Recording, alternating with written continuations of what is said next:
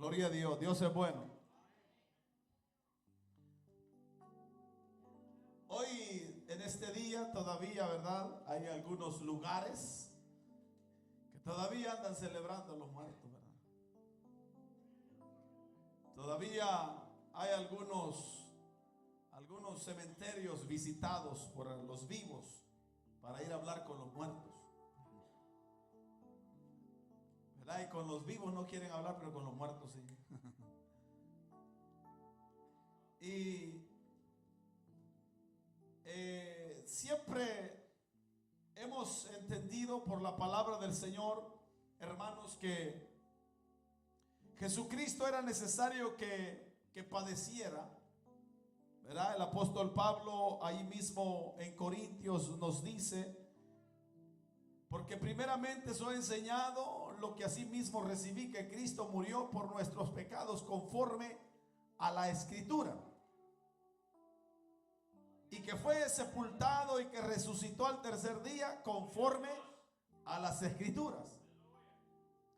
Si Cristo padeció mientras estuvo en esta tierra, predicó, anunció el evangelio, el buen camino, hizo milagros, resucitó muertos, y en su tiempo Jesús, había gente que creía en la resurrección de los muertos, pero creían como algunos de nosotros, ¿verdad? Tenemos el concepto que va a venir un día, como dijo el apóstol Pablo a los tesalonicenses, que el Señor mismo con voz de mando, con voz de arcángel y con trompeta de Dios descenderá del cielo, y los muertos en Cristo resucitarán primero.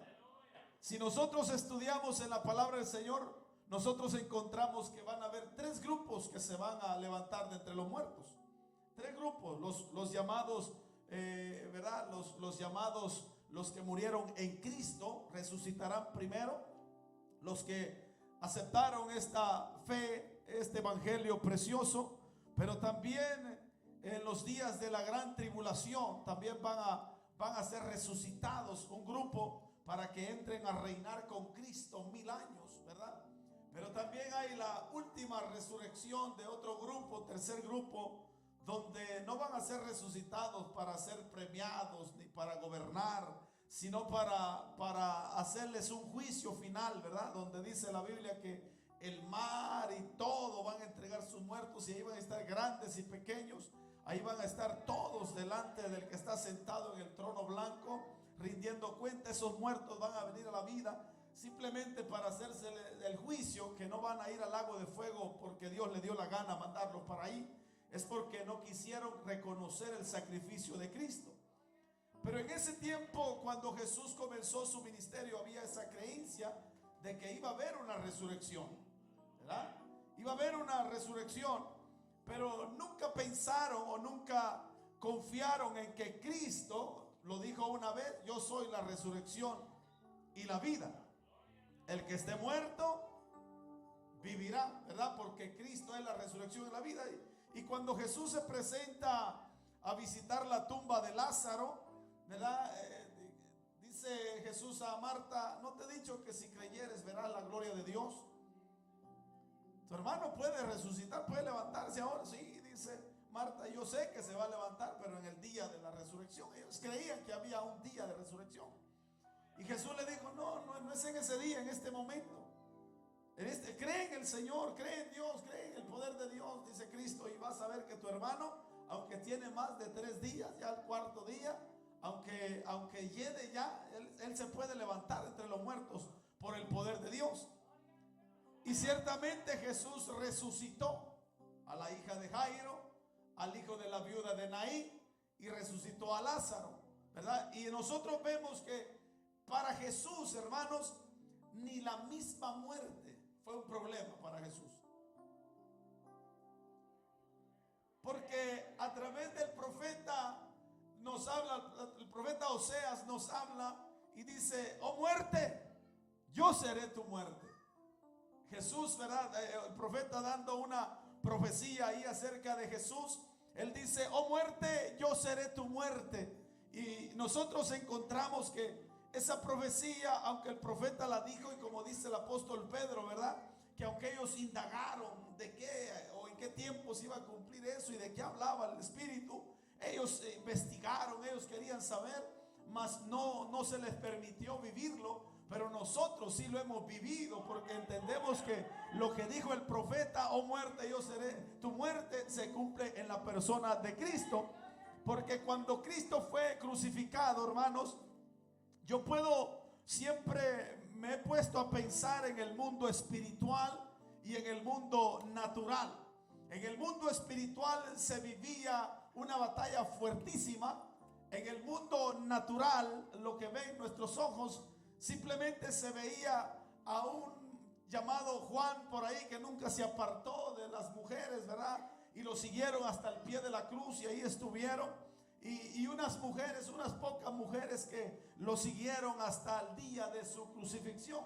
Después de ahí se cumplió la profecía de Zacarías cuando dijo: será herido el pastor y las ovejas serán dispersas. Todos lo dejaron ese día. Pero cuando Jesús es arrestado y es comenzado por el Sanedrín, aquel juicio, hermanos, leía a la hermana Angélica que se le puso una laminilla o una lámina o un título o la causa por la que moría o por la que era crucificado, y ahí decía que por llamarse rey de los judíos. Eso se veía en el mundo natural, pero en el mundo espiritual no se leía eso. En el mundo natural se veía: esta es la causa, esta es la razón. Nosotros le vamos a explicar a todos aquellos que pasen por aquí con pocas letras por qué causa o por qué razón está siendo crucificado. Y le ponen la lámina y le dicen ahí: por llamarse rey de los judíos. Eso se leía en el mundo natural. Pero en el mundo espiritual era otra la interpretación que se le daba a esa palabra. Porque ciertamente, como dice el apóstol Pablo, había una escritura que cumplir. Aleluya. Y que Cristo iba a pagar el precio por salvar, por rescatar al ser humano de la esclavitud del pecado. Y una de las razones, quiero darte dos rápidamente, porque ya tenemos que aguantar fresa para más tarde, ¿verdad? Una de las razones, quiero darte dos únicamente, por las que Cristo resucitó, ¿verdad? El diablo, que el Señor lo reprenda, en el mundo natural se veía que Jesús estaba siendo derrotado, y aquellos seguidores de él, aquellos que lo seguían y ¿verdad? Aún en la entrada triunfal de Jerusalén comenzaron a gozarse y a decir: bendito, hosana en las alturas, bendito el que viene en el nombre del Señor. Todos comenzaron a gozarse, mas Cristo, dice la palabra del Señor, que se entristeció y comenzó a llorar cuando vio a Jerusalén. Aleluya. Y uno puede pensar por qué Cristo se entristeció. Porque en el mundo natural se veía que parecía que era una entrada triunfal que estaba haciendo, pero en el mundo espiritual estaba entrando a un campamento minado por el enemigo, donde iba a ser, hermanos, dijo el apóstol Pablo en los Colosenses capítulo 2 versículos 14 y 15, donde iba a entrar en una batalla fuerte ahí. Él está en el mundo natural, los hombres, las mujeres que lo seguían están gozándose porque está entrando a Jerusalén. Pero en el mundo natural Jesús dice: no, hombre, va a venir una batalla fuertísima y todos se van a escandalizar de mí. Ya Cristo lo había dicho en San Juan capítulo 14: no se turbe vuestro corazón, les dijo Cristo. Viene un momento difícil para todos ustedes que ahora no lo van a entender, pero lo entenderán después cuando yo me levante. Aleluya. Por eso es que Cristo en muchas ocasiones les anunció su muerte y les anunció que iba a ser sacrificado, pero que al tercer día se iba a levantar. Jesús les había anunciado. Pero ahí en Juan capítulo 14 Jesús les dice: no se turbe su corazón, no se vayan a turbar. Viene un momento, una sacudida. Y en el mundo natural parecía que no iba a pasar nada, pero Jesús ya sabía lo que iba a pasar en Jerusalén. Las calles de Jerusalén iban a ser testigos, aleluya, que Jesús, hermanos, aquel hombre revolucionario, aquel hombre que atendió tantas necesidades de muchos seres humanos, aleluya, como lo dije ya y lo vuelvo a repetir, aquella mujer que enterraba a su único hijo, ya había enterrado a su esposo y ahora enterraba a su único hijo, el hijo de la viuda de Naín, ¿verdad? Lo iban a enterrar. Jesús se encuentra con ese grupo y Jesús comienza y dice: no, bajen ese féretro ahí, bájenlo, que vamos a resucitar a este. Jesús hizo tantos milagros, resucitó la hija de Jairo, Jesús hizo tantos milagros, le devolvió la vista a Bartimeo, Jesús hizo tantos milagros, y la gente, ese Jesús que había hecho tanto bien, hermanos, aleluya, las calles de Jerusalén en los próximos días va a ser testiga, aleluya, van a ser testigas que ahí van a crucificar, van a maltratar al hombre que ha venido a cambiar la historia, no únicamente para ese tiempo, sino para nuestros días, aleluya. Pero sin embargo, en el mundo espiritual estaba entrando en esa batalla que el apóstol Pablo dice, aleluya, que Cristo en la cruz del Calvario estaba, ¿sabe qué estaba haciendo? No estaba muriendo ahí como, ¿verdad?, derrotado, como lo interpretaban en ese tiempo, que Jesús estaba siendo derrotado y sus seguidores estaban, ¿verdad?, siendo burlados, que su líder ahora no podía hacer nada. Claro que podía hacer mucho, porque cuando está orando en Getsemaní, Pedro dice, no, pero aquí lo vamos a defender, y saca la espada y comienza a querer defenderlo. Dice Jesús, tranquilo, si yo pido ahora una legión o 12 legiones de ángeles, ellos vienen y me defienden, me ayudan. Claro que sí, pero no es así. Pedro le dice, guarda tu espada, es necesario que yo vaya, que yo pase por esas calles de Jerusalén y sea crucificado, porque es la única manera que nosotros podemos salvar al ser humano, dice Cristo. Así que Pablo nos narra en el capítulo 2 versículo 14 de Colosenses que Jesús en la cruz del Calvario no estaba siendo derrotado. En el mundo natural se veía que el pobre Jesús, y todos le tenían lástima, pobrecito Jesús, aleluya, miren al hombre que ustedes decían que era bueno, ahí está en medio de los dos ladrones, y el que está en medio es el jefe de la pandilla. No, si eso estaba escrito, que donde 2 o 3 ahí está él en medio, ese es el lugar que a él le corresponde, el centro. No le dieron un lugar incorrecto, le dieron el lugar correcto, porque él tiene que sobresalir donde quiera que haya. Y nosotros vemos en la palabra del Señor que Pablo dice, aunque en el mundo natural estaba haciendo, ¿verdad?, parecía pobrecito, y pareciera que cuando se presenta esa escena, hermanos, es causa de lástima ver o pensar cómo el maestro estaba siendo crucificado. No, en el mundo espiritual se estaba viendo todo lo contrario, porque Pablo dice, y despojando a los principados. Puede pensar en eso, hermano, despojando a los principados y a las potestades, los exhibió públicamente. Vea lo que se veía. En el mundo natural se veía Cristo, pobrecito, ya no puede hacer nada por nosotros, pero en el mundo espiritual estaba obteniendo una gran victoria que dijo Pablo. A Pablo se le reveló y dijo, él despojando a los principados y a las potestades, los exhibió públicamente. En el mundo natural Cristo estaba siendo exhibido como aquel avergonzado, pero en el mundo espiritual era el sacrificio perfecto. Entró con sangre no ajena, sino con su propia sangre al lugar santísimo, no al tabernáculo hecho por hombre, sino a la misma presencia de Dios. Aleluya. ¿Cuántos adoran a Cristo? El sumo sacerdote entraba con sangre ajena, entraba con la sangre de aquellos becerritos que eran sacrificados. Jesús presenta su misma sangre mientras colgaba de la cruz, hermano, aleluya. Él presenta su sacrificio, él va y presenta su sangre delante del Padre. En el mundo natural no se veía eso, aleluya. En el mundo natural no se veía eso, pero en el mundo espiritual se veía que Jesús estaba triunfando sobre todo principado, despojando al mismo diablo, aleluya. Y ciertamente lo sigue despojando todavía, porque habíamos muchos que estábamos atados, pertenecíamos al diablo, pero Cristo lo despojó y nos trajo, y ahora somos especial tesoro para nuestro Dios Todopoderoso. Todavía mi Cristo lo sigue despojando. Todavía mi Cristo sigue despojando al diablo.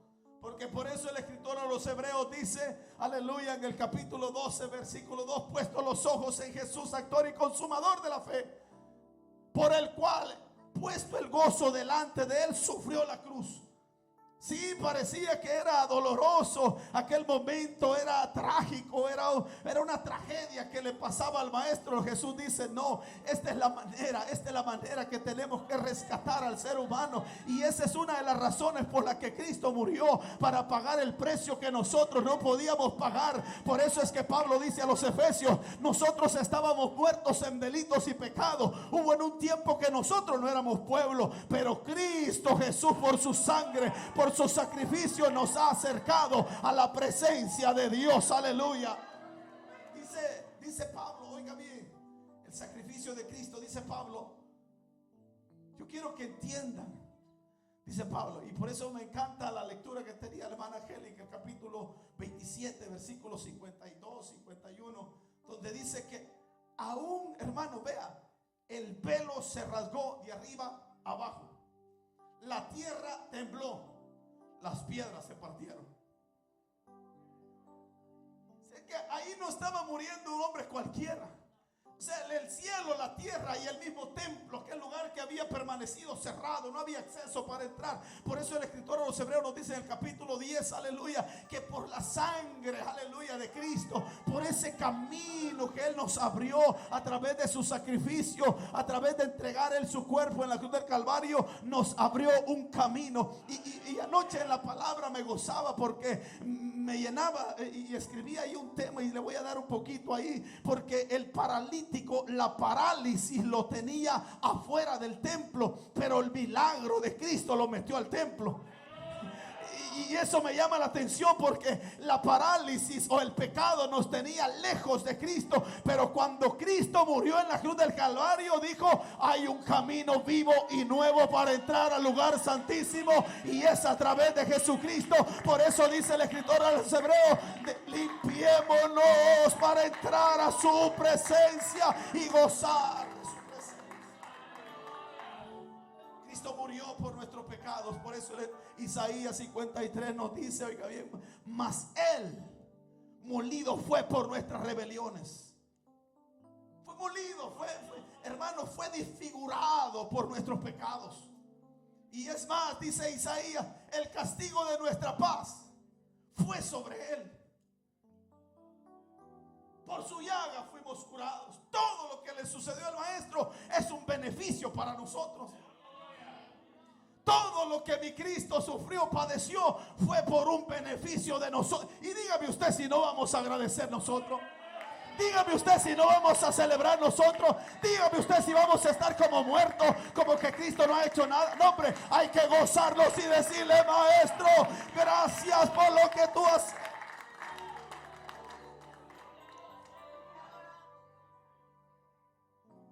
Nosotros fuimos los beneficiados.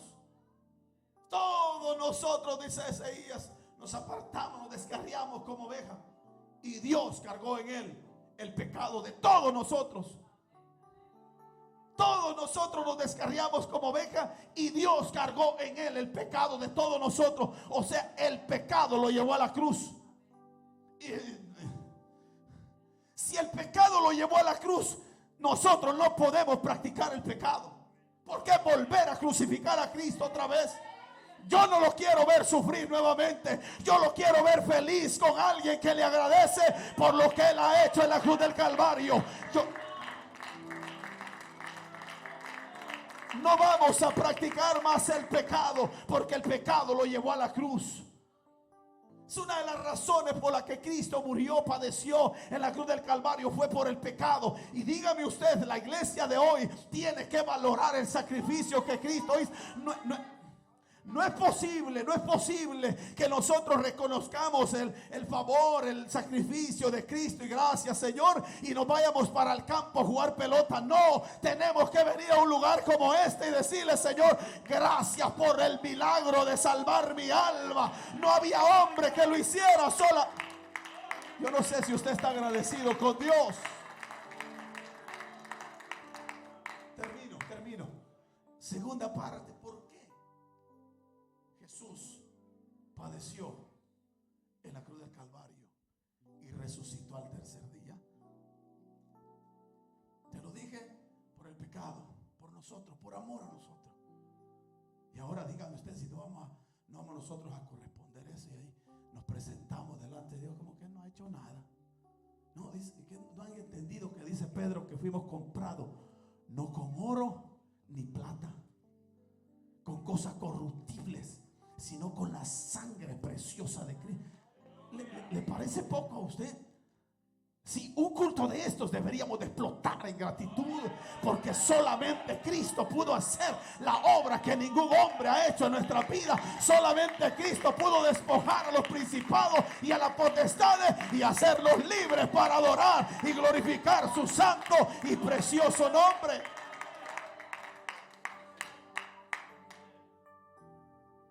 Te doy la segunda parte, nos vamos ya, porque dice la palabra del Señor en Apocalipsis capítulo 5.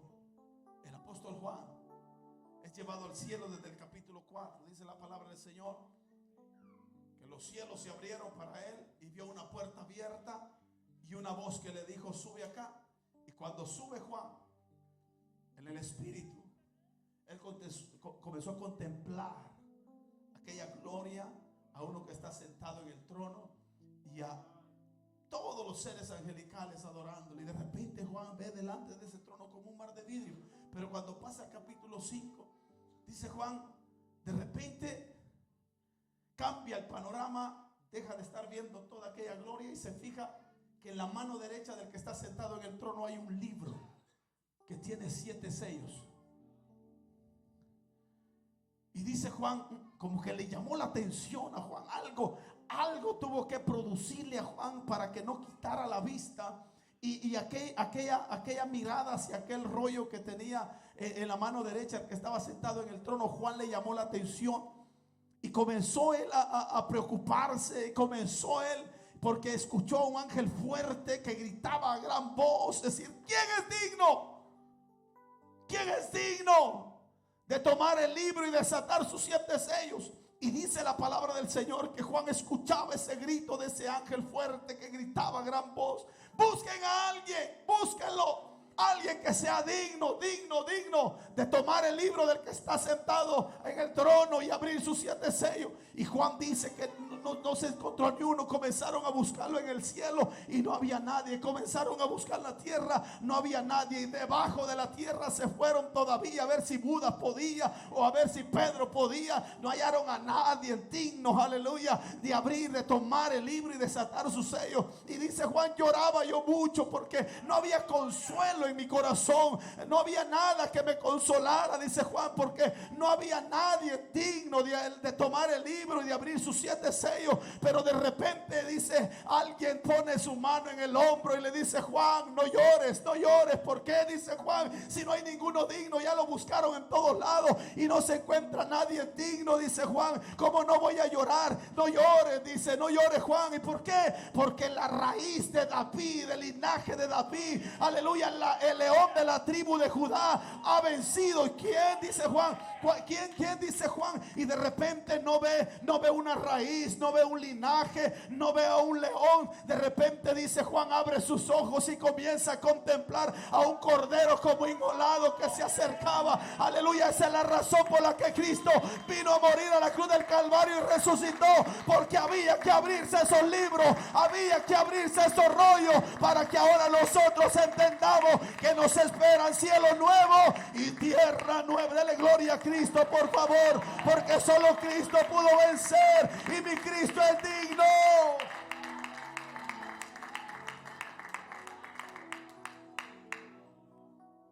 Dice Juan, solo Cristo. Sí, esa es una de las razones, te lo dije, ¿verdad?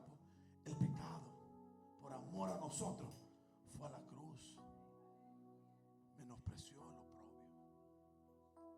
Siendo Dios, se humilló a sí mismo, dice Pablo a los Filipenses capítulo 2. Se humilló, sí, por amor a nosotros. Pero también otra de las razones por las que Él hizo lo que hizo es porque había que tomar ese libro del que estaba sentado en el trono y abrir sus 7 sellos. Había que hacer esa escena en el cielo y después todo cambia para Juan. Ahora ya no está escuchando una alabanza que dice: al que está sentado en el trono sea la gloria, la honra. Eso lo ve en el capítulo 4. Y en el capítulo 5, después de esta escena que ve que el personaje, aquel cordero como inmolado, que se va acercando al que está sentado en el trono y toma el libro. De repente cambia el cántico, dice: al que está sentado en el trono y al cordero. Al que está sentado en el trono y al cordero. Y eso no lo escuchó Juan de ángeles, de arcángeles, de querubines y serafines. Lo escuchó de toda tribu, lengua, pueblo y nación decir: al que está sentado en el trono y al cordero sea la gloria, la honra, el poder por los siglos de los siglos. Él es digno, Él es digno, Él es digno, Él es digno, Él es digno de toda gloria y toda honra, porque Él fue inmolado y resucitó al tercer día para darnos vida y vida en abundancia. Y a su nombre, póngase de pie.